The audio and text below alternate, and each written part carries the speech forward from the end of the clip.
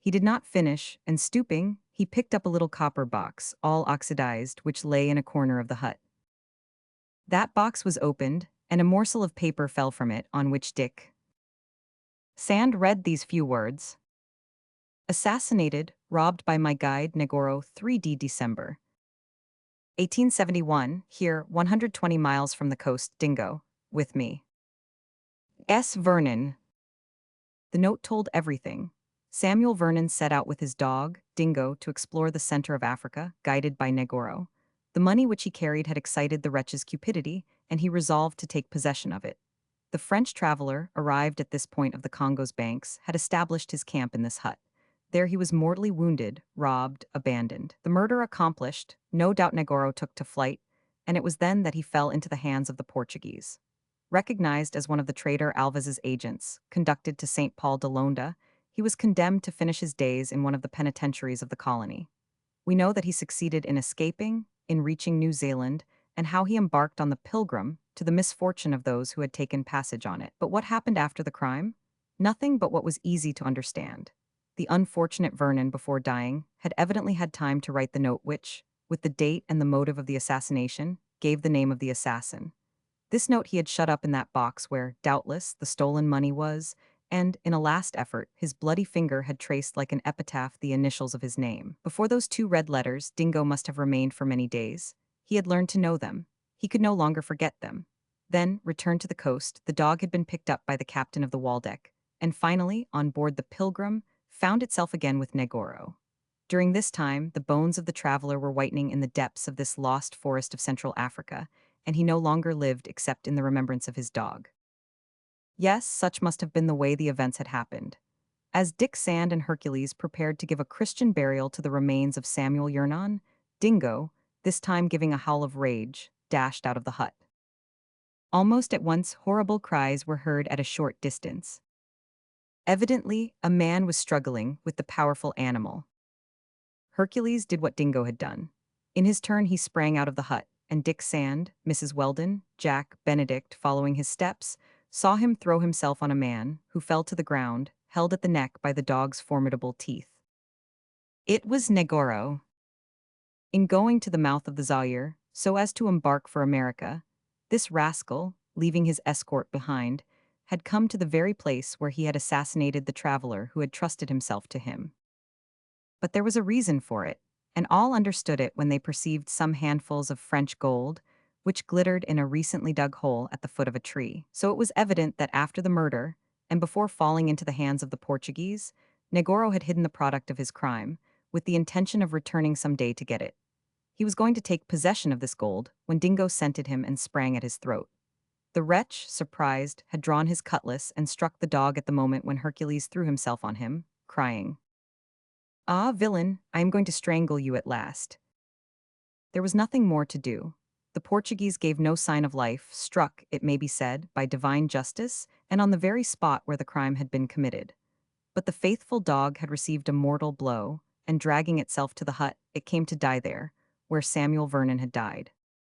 Hercules buried deep the traveler's remains, and Dingo, lamented by all, was put in the same grave as its master. Negoro was no more, but the natives who accompanied him from Kazonde could not be far away. On not seeing him return, they would certainly seek him along the river. This was a very serious danger. Dick Sand and Mrs. Weldon took counsel as to what they should do, and do without losing an instant. One fact acquired was that this stream was the Congo, which the natives call Kwango, or Ikautaya Congo, and which is the Zaire under one longitude, the Lualaba under another.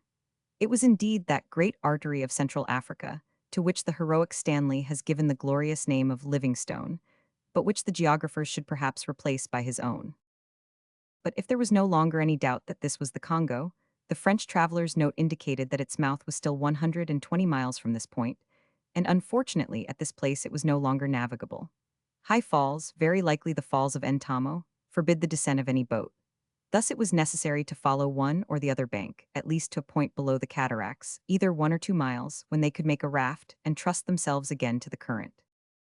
It remains, then, said Dick Sand in conclusion, to decide if we shall descend the left bank, where we are, or the right bank of the river. Both, Mrs. Weldon, appear dangerous to me, and the natives are formidable. However, it seems as if we risk more on this bank because we have the fear of meeting Negoro's escort. Let us pass over to the other bank, replied Mrs. Weldon. Is it practicable? Observed Dick Sand. The road to the Congo's mouths is rather on the left bank, as Negoro was following it. Never mind, we must not hesitate. But before crossing the river with you, Mrs. Weldon, I must know if we can descend it below the falls. That was prudent, and Dick Sand wished to put his project into execution on the instant. The river at this place was not more than 300 or 400 feet wide, and to cross it was easy for the young novice, accustomed to handling the oar.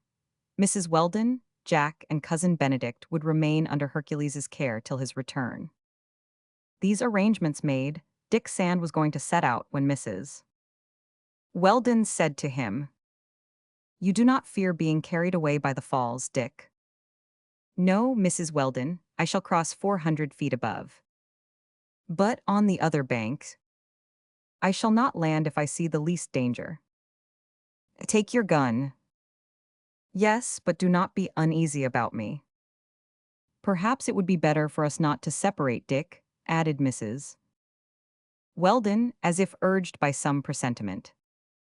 "No, let me go alone," replied Dick Sand.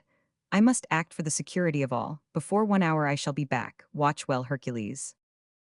On this reply the boat, unfastened, carried Dick Sand to the other side of the Zaire. Mrs. Weldon and Hercules, lying in the papyrus thickets, followed him with their eyes. Dick Sand soon reached the middle of the stream. The current, without being very strong, was a little accentuated there by the attraction of the falls. 400 feet below, the imposing roaring of the waters filled the space, and some spray, carried by the western wind, reached the young novice. He shuddered at the thought that the boat, if it had been less carefully watched during the last night, would have been lost over those cataracts, that would only have restored dead bodies. But that was no longer to be feared, and, at that moment, the oar skillfully handled sufficed to maintain it in a direction a little oblique to the current.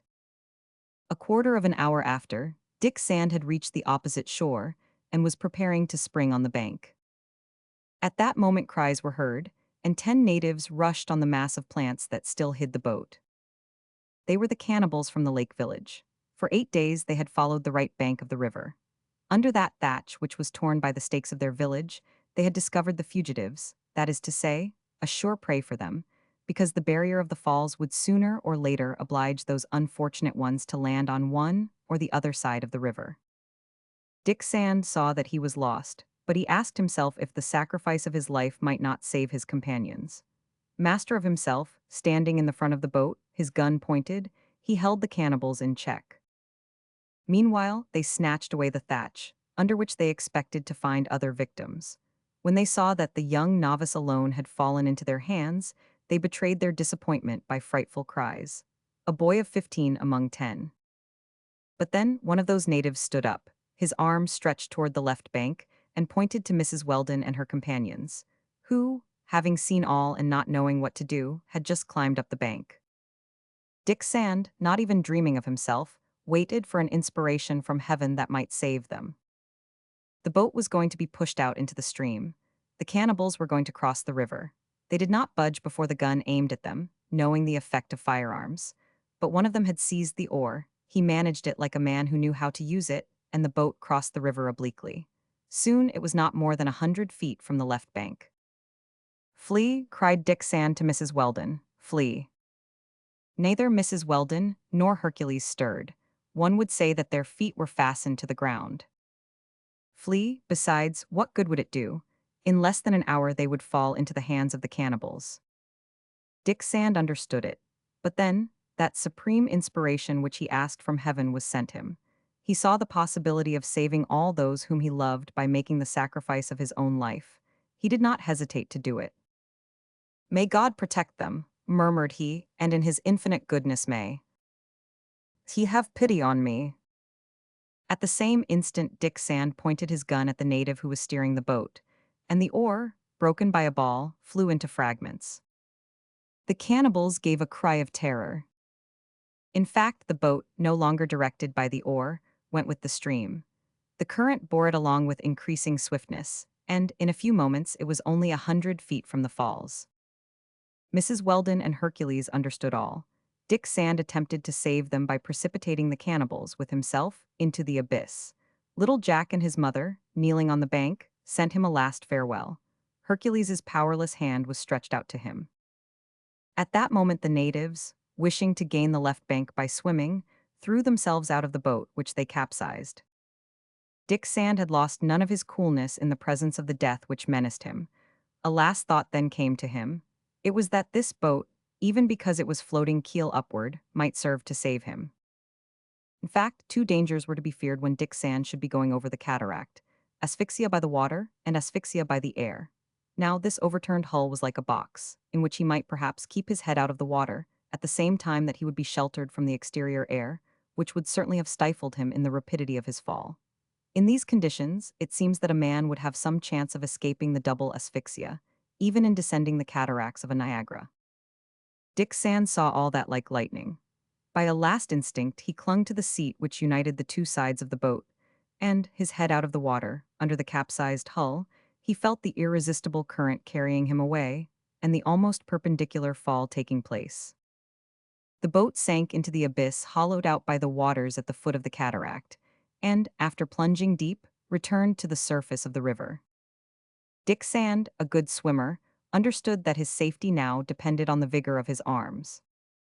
A quarter of an hour after he reached the left bank, and there found Mrs. Weldon, little Jack, and cousin Benedict, whom Hercules had led there in all haste. But already the cannibals had disappeared in the tumult of the waters.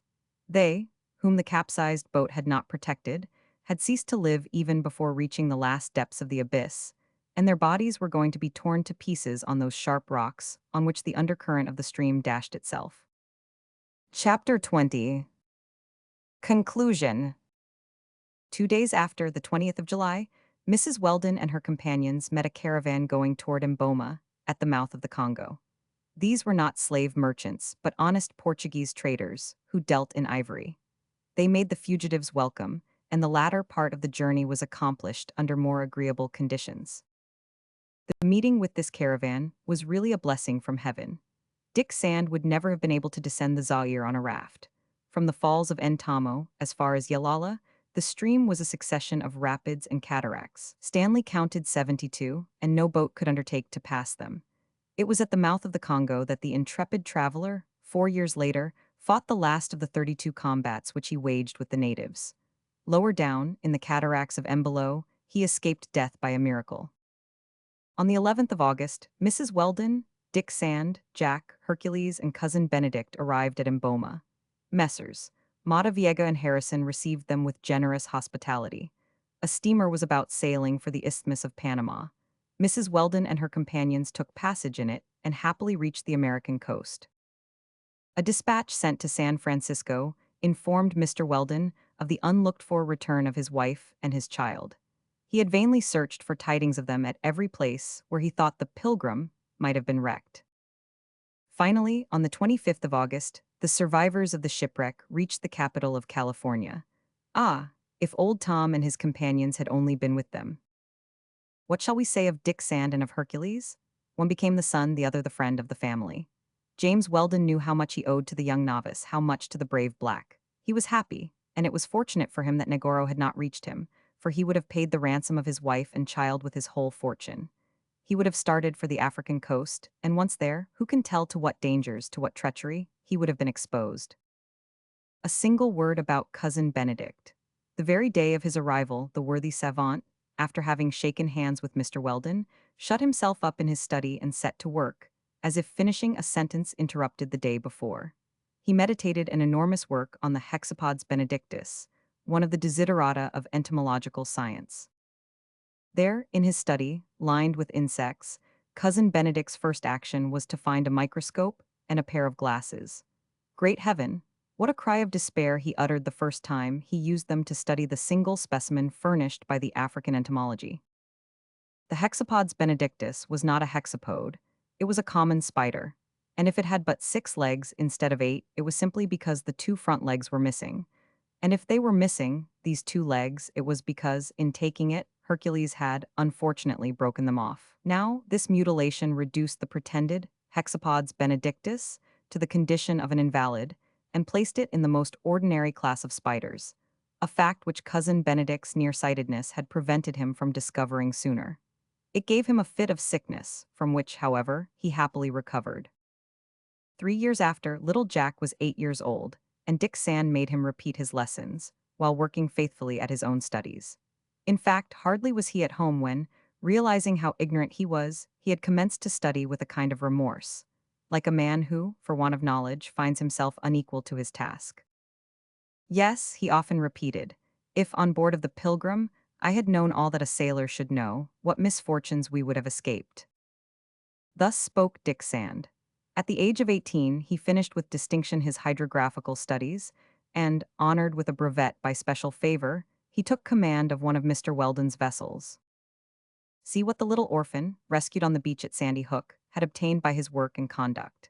He was, in spite of his youth, surrounded by the esteem, one might say the respect, of all who knew him, but his simplicity and modesty were so natural to him that he was not aware of it. He did not even suspect, although no one could attribute to him what are called brilliant exploits, that the firmness, courage, and fidelity displayed in so many trials had made of him a sort of hero. Meanwhile, one thought oppressed him. In his rare leisure hours he always dreamed of Old Tom, of Bat, of Austin, and of Actaeon, and of the misfortune for which he held himself responsible. It was also a subject of real grief to Mrs. Weldon, the actual situation of her former companions in misery. Mr. Weldon, Dick Sand, and Hercules moved heaven and earth to find traces of them. Finally, they succeeded, thanks to the correspondence which the rich shipowner had in different parts of the world. It was at Madagascar, where, however, slavery was soon to be abolished, that Tom and his companions had been sold. Dick Sand wished to consecrate his little savings to ransom them, but Mr. Weldon would not hear of it. One of his correspondents arranged the affair, and one day, the 15th of November, 1877, 4 blacks rang the bell of his house. They were Old Tom, Bat, Actaeon, and Austin. The brave men, after escaping so many dangers, came near being stifled on that day by their delighted friends. Only poor Nan was missing from those whom the Pilgrim had thrown on the fatal coast of Africa. But the old servant could not be recalled to life, and neither could Dingo be restored to them. Certainly it was miraculous that these two alone had succumbed amid such adventures. It is unnecessary to say that on that occasion they had a festival at the house of the California merchant. The best toast, which all applauded, was that given by Mrs. Weldon to Dick Sand, to the captain at 15. The end. End of the voyage extraordinaire.